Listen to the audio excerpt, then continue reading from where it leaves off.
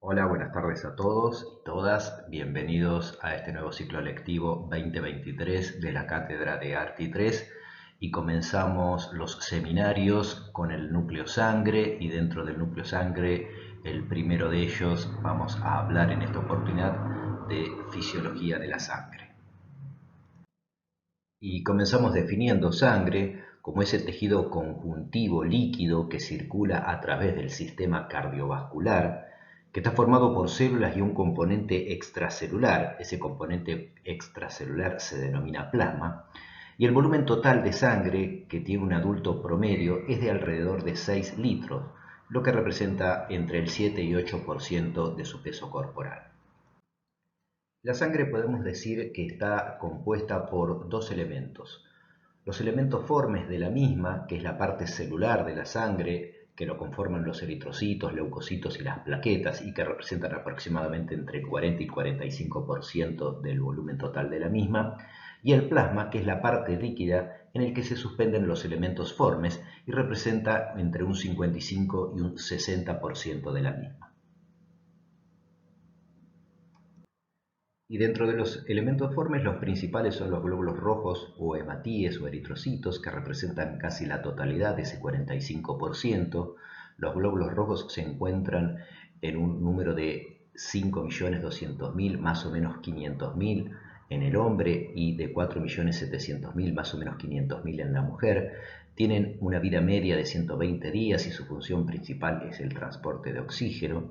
Las plaquetas o trombocitos y los glóbulos blancos o leucocitos representan menos del 1% del total de los elementos formes. Las plaquetas tienen una función importante en lo que es la hemostasia, tienen una vida media de 8 a 10 días y se encuentran en un número aproximado en la sangre periférica entre 150.000 y 400.000 por milímetro cúbico, y los glóbulos blancos o leucocitos cumplen una función vital en la defensa del organismo, tienen una vida media variable y se encuentran en un número aproximado de 4.000 a 10.000 por milímetro cúbico. El plasma, que es ese componente líquido de la sangre, está formado por más del 90% de agua. Además, otros elementos importantes dentro del plasma lo constituyen las proteínas, la glucosa, hidratos de carbono, grasas, sales, minerales, iones, hormonas, vitaminas, anticuerpos y factores de la coagulación. Las funciones de la sangre. Sabemos que todas las células del organismo necesitan del aporte continuo de oxígeno y de sustancias nutritivas, así como necesitan también liberarse de los productos de desechos generados por su metabolismo. La sangre constituye el principal sistema de transporte que tiene el organismo y todas sus funciones dependen principalmente de su circulación. Es por eso que las funciones de la sangre están ligadas estrechamente a las del aparato circulatorio. Y se dice que este aparato circulatorio es el continente y la sangre que circula en él es el contenido.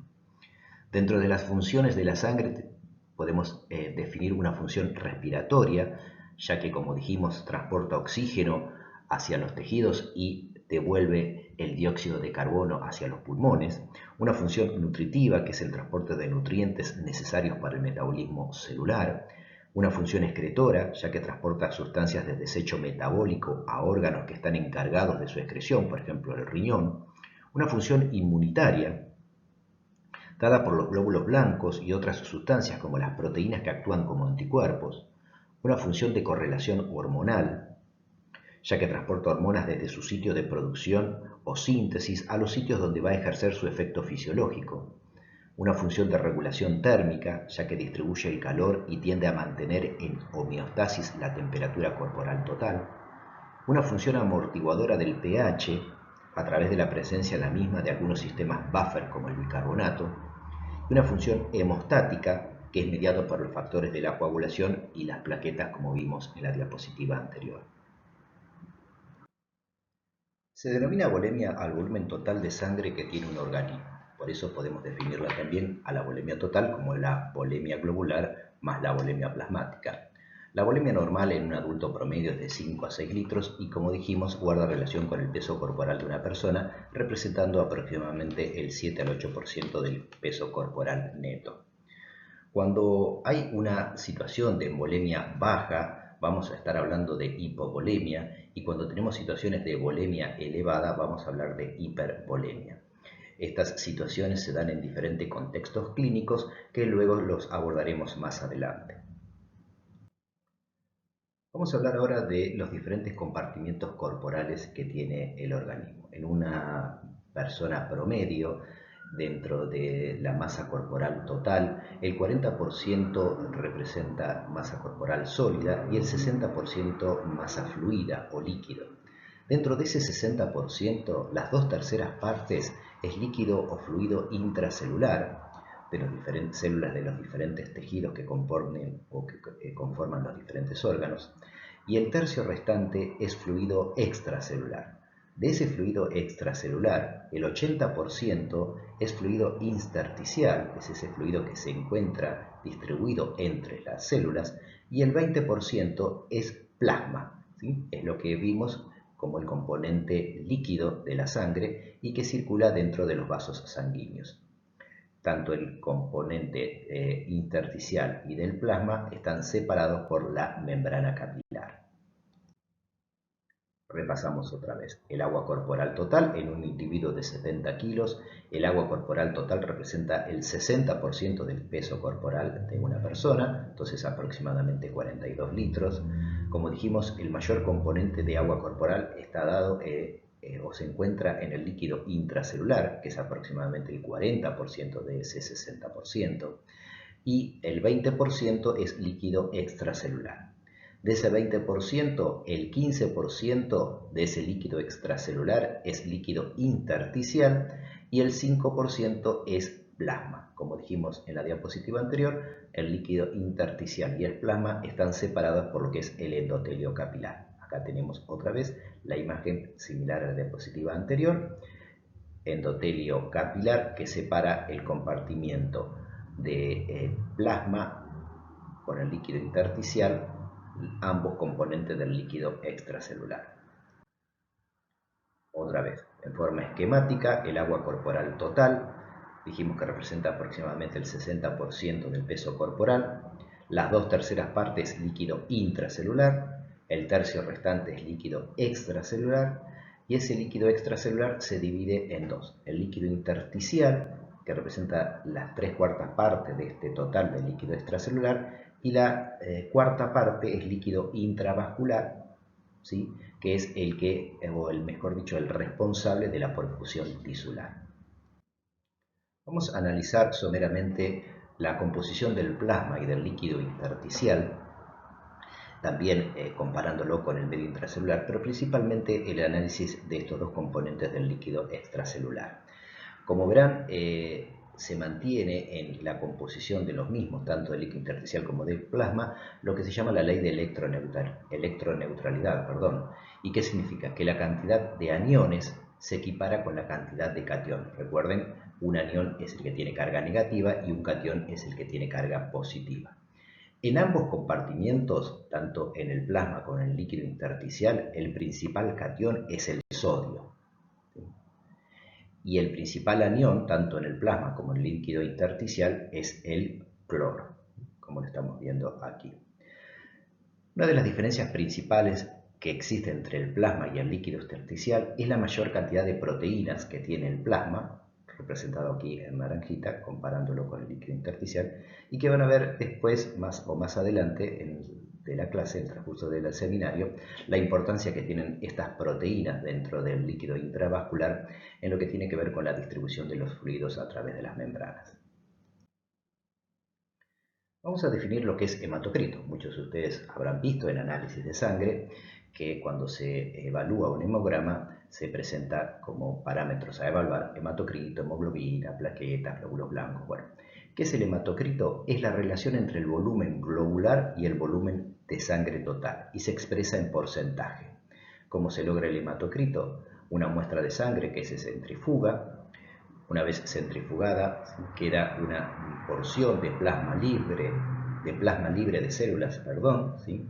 Una capa leucocitaria y de plaquetas, que recordaban eran menos del 1%, y un concentrado de eritrocitos que normalmente era cercano al 45%. ¿Cómo se saca el hematocrito? ¿De dónde deriva el hematocrito? es decir, la altura de los eritrocitos sobre la altura total de esta columna. Y como dijimos, se expresa en porcentaje. En los hombres es un porcentaje que varía entre el 47 más o menos 5% y en las mujeres un poquito menos del 42 más o menos 5%.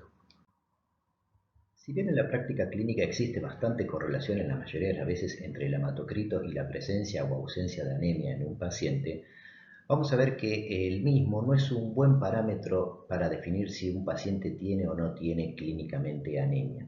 Y quizás una manera de ejemplificarlo es a partir de 3 situaciones clínicas donde vamos a ver que hay variaciones en el valor de hematocrito y ellos no está necesariamente correspondido con la presencia o ausencia de anemia.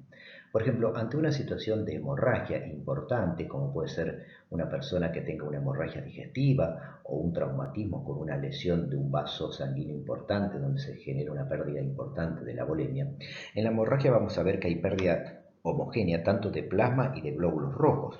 Por ende, el hematocrito se puede mantener igual o se va a mantener igual, pero baja la masa globular por la pérdida. O sea, no es lo mismo el 45% de un 100% que el 45% de un 60%. Entonces, en una situación de hemorragia vamos a tener porcentajes estables de hematocrito, pero el paciente va a tener clínicamente una anemia porque hay una disminución global tanto del volumen plasmático como del volumen celular.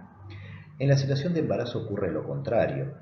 En las mujeres embarazadas hay un aumento de la volemia plasmática con disminución relativa del hematocrito y no necesariamente está baja la masa globular, sino que está bajo el porcentaje de glóbulos rojos, pero a expensas del aumento de la volemia, ¿sí? Esta situación clínica se llama hemodilución. En las situaciones de deshidratación está disminuido el volumen plasmático, con lo que aumenta el hematocrito, pero por un factor que se llama hemoconcentración. Por eso, cuando vamos a definir anemia, se define como la disminución de la concentración de hemoglobina en la sangre definida para edad y sexo de esa persona. Como dijimos anteriormente, el componente líquido de la sangre se denomina plasma y el principal componente del mismo, recordemos que es el agua, que es más del 90% de la constitución del plasma. Pero el plasma contiene otras sustancias muy importantes, hidratos de carbono, grasas, aniones, cationes, electrolitos y también, y una de las principales componentes del plasma son las proteínas, las denominadas proteínas plasmáticas, entre las que se encuentran principales son la albúmina, las globulinas y el fibrinógeno. La albúmina es el principal componente proteico del plasma, representa aproximadamente el 50% de las proteínas totales plasmáticas, es la proteína más pequeña, con un tamaño de 70 kilodalton, es sintetizada en el hígado, es la encargada de mantener la presión coloidosmótica del plasma y actúa como proteína transportadora, ya que une y transporta diferentes hormonas como la tiroxina o metabolitos como la bilirrubina y algunos fármacos. Las otras proteínas en importancia son las globulinas, que comprenden las inmunoglobulinas o gamma-globulinas, que tienen un componente o una función inmune, y las globulinas no inmunes como la alfa y la beta-globulina. Y la tercera proteína en importancia es el fibrinógeno, que es la proteína plasmática más grande, que también es sintetizada en el hígado y es convertida a fibrina gracias a diversos factores de la coagulación. Luego esta fibrina se va a unir a otras y van a formar una red impenetrable en el sitio de la lesión vascular. Más adelante en el núcleo sangre, cuando veamos hemostasia y principalmente hemostasia primaria, se van a ampliar estos conceptos. La sangre llega a los tejidos cargada de oxígeno y de nutrientes a través de las arterias. Las arterias se van dividiendo en arterias cada vez más pequeñas, arteriolas y capilares, y en este microambiente circulatorio se genera el intercambio de diferentes sustancias a través de las membranas, ¿sí? La membrana capilar entre el líquido intravascular y el líquido intersticial, y también el intercambio de sustancias entre el líquido intersticial y el líquido intracelular, donde las células se cargan de nutrientes y de oxígeno y liberan sus sustancias de desecho para que éstas puedan salir por este extremo venoso del capilar y retornar a la circulación sistémica a través de las venas para cargarse nuevamente de oxígeno a nivel pulmonar. Las fuerzas de Starling son aquellas que determinan el movimiento del líquido a través de la membrana capilar que separa los dos componentes del líquido extracelular. Recordemos los dos componentes principales del líquido extracelular es en su porcentaje mayoritario del 80% el líquido intersticial o fluido intersticial y el 20% el componente intravascular o plasma. Estas principales fuerzas son la presión capilar, ¿sí? Que es la presión capilar del intravascular, que es la que tiende a desplazar los líquidos fuera de la membrana capilar hacia el intersticio, la presión propia del líquido intersticial, que por el contrario tiende a desplazar el líquido hacia el componente intravascular, la presión coloidosmótica plasmática dada por las proteínas plasmáticas y el principal componente plasmático o proteico de esta presión coloidosmótica es la albúmina, que tiende a retener líquido dentro del aparato o dentro del componente intravascular, y la misma presión coloidosmótica del líquido intersticial, que también tiende a retener líquido en este espacio intersticial. Todas estas fuerzas van a estar en equilibrio, lo que se denomina el equilibrio de Starling, y que tiene que ver que todo líquido filtrado en el extremo arterial es exactamente igual a lo que se va a absorber principalmente en el extremo venoso del capilar para retornar a la circulación sistémica, y también en el componente linfático en una menor proporción y también para retornar a la circulación sistémica. Cuando se rompe este equilibrio o equilibrio de Starling, se produce lo que se denomina edema. ¿Y qué es el edema? Es la acumulación anormal de líquido en el espacio intersticial. Como dijimos, el edema es la acumulación anormal o excesiva de líquido en el espacio intersticial, y existen diferentes situaciones fisiopatológicas por las cuales se producen el edema. Si recordamos en lo que son las fuerzas de Starling o los determinantes de las fuerzas de Starling, donde teníamos la presión capilar y la presión coloidosmótica, tenemos situaciones donde existe edema o acumulación de líquido en el espacio intersticial debido a una situación de carencia nutricional o falta de proteínas, carencia nutricional o hipoalbuminemia. Se da en niños, por ejemplo en este caso de la foto, en niños desnutridos, donde el componente proteico plasmático es muy bajo, por lo tanto la presión coloidosmótica del plasma va a ser baja también. Recordemos que la presión coloidosmótica del plasma es la que tiende a retener el líquido en el espacio intravascular. A no estar esa presión, el líquido va a tender a acumularse en el espacio intersticial.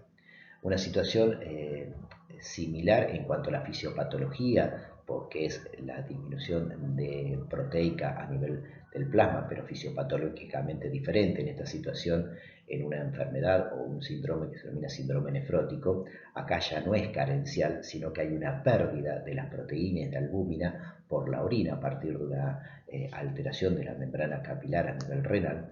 Esta pérdida de proteínas o proteinuria hace que también disminuya el componente proteico y coloidosmótico en el plasma y se genere una acumulación excesiva de líquido en el espacio intersticial.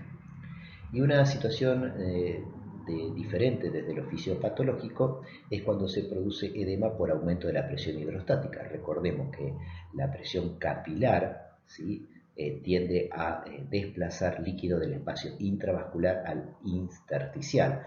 Cuando esta presión capilar está aumentada, que se denomina aumento de la presión hidrostática, como puede ser en casos de insuficiencia cardíaca, este desequilibrio de las presiones va a tender a desplazar el líquido del espacio intravascular al intersticial, generando la situación clínica de edemas. Algunas diferencias entre suero y plasma que tienen relevancia clínica. La composición del suero es similar a la del plasma sanguíneo, con la diferencia que el suero no posee fibrinógeno u otros factores de coagulación que ya fueron consumidos durante el proceso de la coagulación.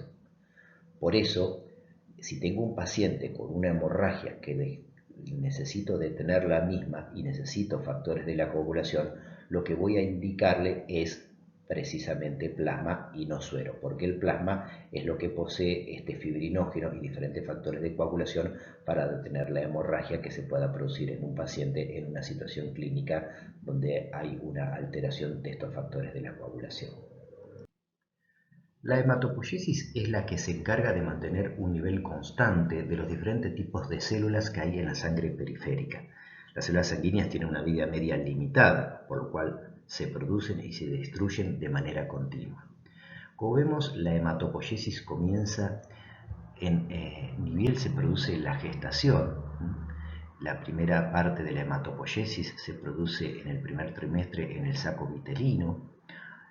Finalizado el primer trimestre y casi todo el segundo trimestre, el órgano encargado de la hematopoiesis principalmente es el hígado, con también participación en menor medida del vaso, y desde finales del segundo trimestre hasta el nacimiento adquiere preponderancia la médula ósea, la cual se mantiene como órgano productor de los elementos formes de la sangre durante el resto de la vida. Podemos entonces diferenciar lo que es una hematopoiesis prenatal, en donde la podemos dividir en 4 fases. Esta fase inicial que se produce en el saco vitelino, como dijimos anteriormente, y que se denomina fase mesoblástica, se inicia a las 2 semanas después de la concepción en el mesodermo del saco vitelino. Una fase hepática que comienza alrededor de la 6ª semana. Una fase esplénica que se inicia también en el segundo trimestre hasta casi finales de la gestación, y una fase mieloide que comienza al final del segundo trimestre y aumenta paulatinamente y sosteniéndose en el transcurso de toda la vida. Y como dijimos, la hematopoiesis postnatal ocurre de manera casi exclusiva en la médula ósea, aunque hay situaciones clínicas en donde el hígado y el vaso, que no son activos en la edad adulta, después del nacimiento, pueden formar nuevas células si así se requieren en situaciones clínicas especiales. Todas las médulas óseas de todos los huesos tienen poder hematopoyético. Hasta los 5 años todos los huesos producen células, pero como verán en este gráfico, en los primeros 5 años, como dijimos, todos los huesos pueden producir células, principalmente los huesos largos, como pueden ser tibia y fémur, y a partir principalmente de los 15 años adquiere preponderancia en la hematopoiesis los huesos planos, principalmente lo que son costilla, esternón y vértebras. Esto adquiere relevancia clínica en situaciones donde es necesario obtener una biopsia que se llama punción de médula ósea para diagnóstico de algunas enfermedades hematológicas. Si uno tiene que elegir un sitio donde se esté generando hematopoiesis de médula ósea y va a hacer una biopsia, va a elegir estos, principalmente esternón o lo que es cresta ilíaca, para realizar esta punción y obtención de material, no en huesos largos, en donde la hematopoiesis termina generalmente en la adolescencia. La génesis de la hematopoiesis comienza con esta célula madre hematopoyética, o también denominadas células hematopoyéticas pluripotenciales, que tienen 2 características fundamentales. Primero, que son capaces de automantener su población celular al reproducirse continuamente, y que pueden diferenciarse a otros tipos celulares, que son las células progenitoras comprometidas con una estirpe o linaje celular. Entonces vemos que de esta célula madre hematopoyética pluripotencial se diferencia una célula madre de estirpe mieloide de una célula madre linfoide. Esta célula madre progenitora de estirpe mieloide se va a diferenciar en megacarioblastos, que van a terminar formando los megacariocitos y las plaquetas, en una serie de eritroide, donde forma el proeritroblasto, reticulocitos y eritrocitos, una serie de mieloblastos, donde van a terminar formándose a nivel de la sangre periférica los leucocitos basófilos, neutrófilos y eosinófilos, una célula de monoblasto, donde va finalmente a terminar en monocito en la sangre periférica, y del linaje de la célula madre linfoide va a dar origen al linfoblasto, que se va a dividir en el linfocito pequeño y a su vez en los linfocitos T y linfocitos B, y la célula asesina o célula grande granular o la denominada célula natural killer. El proceso hematopoyético lo podemos dividir en forma práctica en 5 compartimientos denominados compartimientos hematopoyéticos, donde cada uno de los mismos se originan en el que le precede, excepto en el compartimiento 1 de las células madres pluripotenciales que se automantienen y se autorregulan en su producción. La actividad, como vemos, proliferativa de los compartimientos va disminuyendo progresivamente hasta el tercer compartimiento. El compartimiento 4 ya es de células precursoras, es un compartimiento no proliferativo, en donde las células precursoras ya son reconocibles morfológicamente, y el quinto compartimiento que ya está en la sangre periférica y son células funcionales maduras.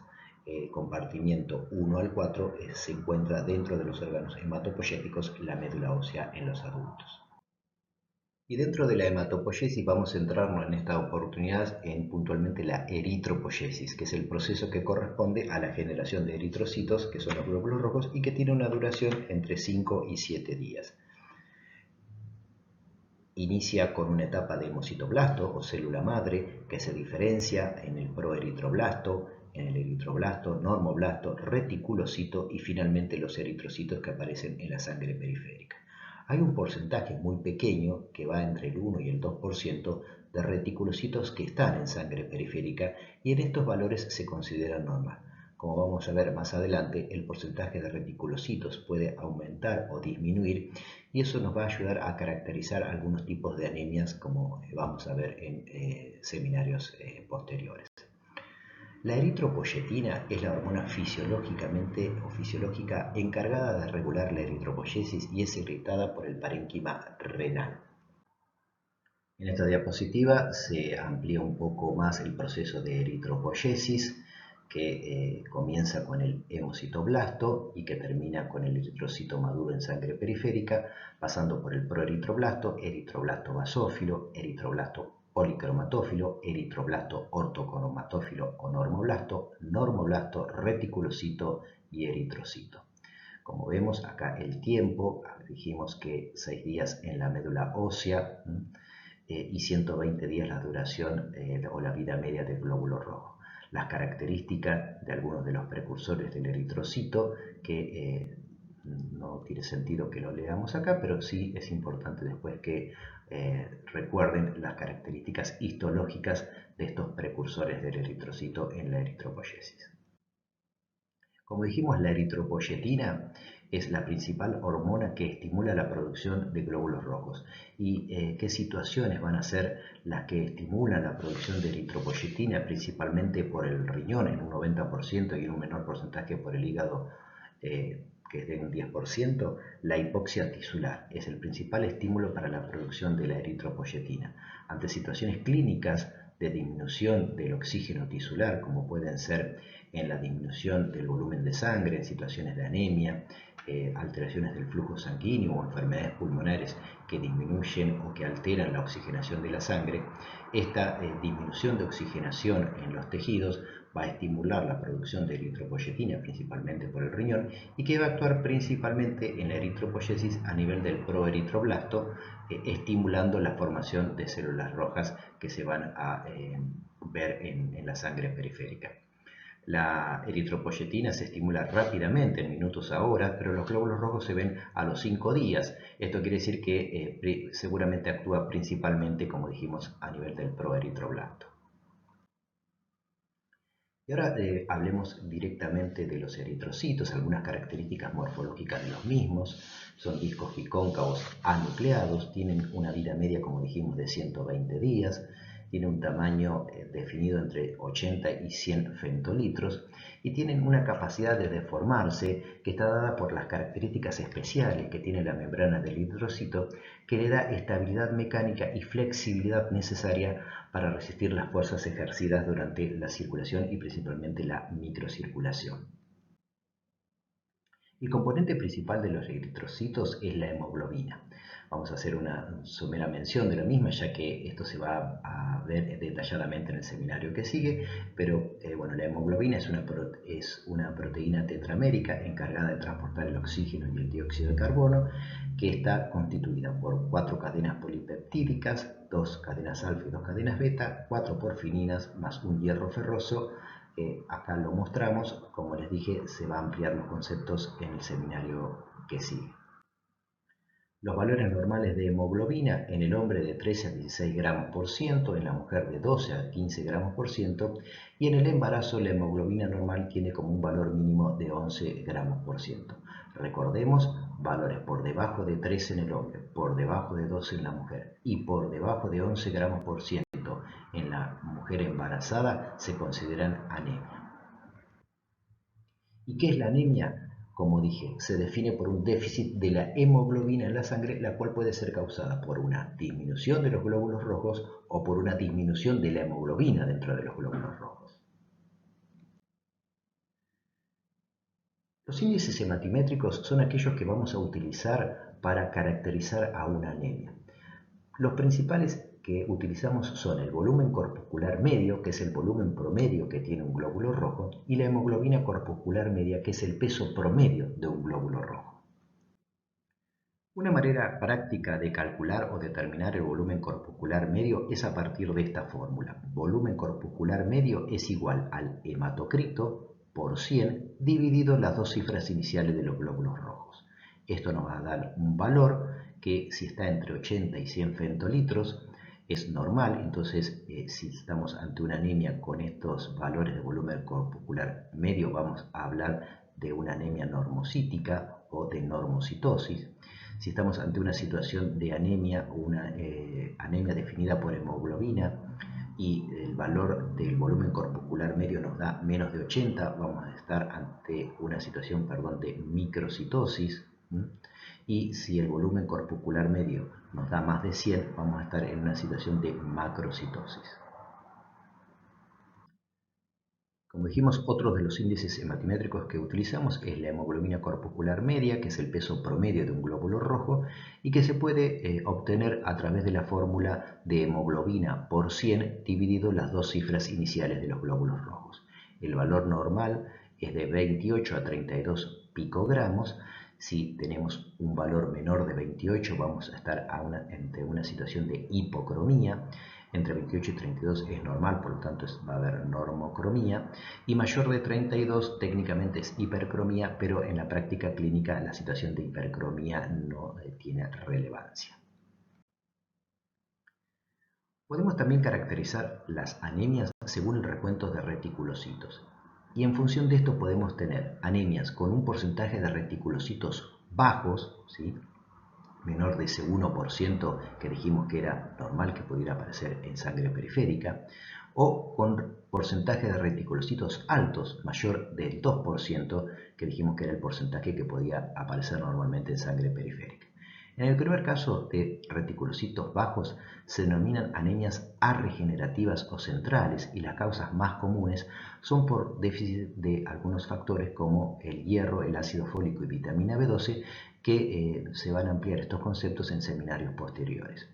Y las anemias con reticulocitos elevados se denominan anemias regenerativas o periféricas, y ejemplos más comunes de las mismas son las anemias hemolíticas y las hemorragias.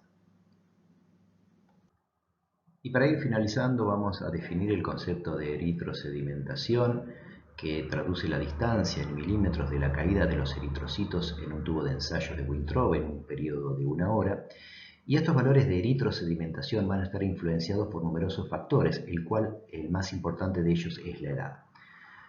La eritrosedimentación es directamente proporcional a la concentración plasmática de fibrinógeno y globulinas e inversamente proporcional a la concentración de glóbulos rojos. Una cosa importante a tener en cuenta es que la eritrosedimentación va a ser un parámetro o un indicador de inflamación, infección o de neoplasias. Una eritrosedimentación muy elevada puede estar indicando alguna de estas afecciones. Y los valores que se consideran normales de eritrosedimentación, tanto en el varón como en la mujer, van entre 2 y 12 milímetros de mercurio en la primera hora en el varón y de 5 a 15 milímetros de mercurio en la primera hora en la mujer. Es importante aclarar que estos valores son de referencia y tanto en eritrosedimentación que estamos hablando en este momento como la mayoría de los valores del laboratorio, un concepto general que siempre hay que ponerlo, el análisis de los mismos, en el contexto clínico, que significa analizar el valor de un laboratorio en función del paciente que estamos teniendo enfrente, al cual le pedimos ese laboratorio, porque es importante para por ahí no determinar que necesariamente una eritrosedimentación, por ejemplo, de 20 o 25 va a ser necesariamente patológica, ¿sí? Entonces, estos son siempre valores de referencia. La situación patológica que se pueda dar va a estar más que por el valor absoluto que tenemos de eritrosedimentación, más que por eso por la situación clínica que estamos analizando.